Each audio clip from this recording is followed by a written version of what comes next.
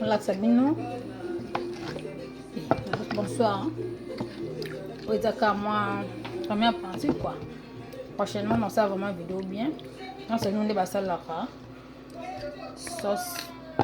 Mélange à l'imbisi pour nous ça liboke. Pour nous ça dans le système bangala. C'est bangala. Pour nous amener l'imbisi. Donc, quand on a un poteau.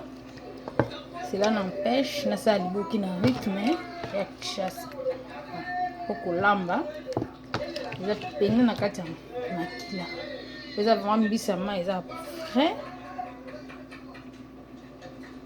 na soma ga ni maka pona ça liboki aza pe na makasa na awa sombaki po biso na state eza na sona nyonso makasa pe eza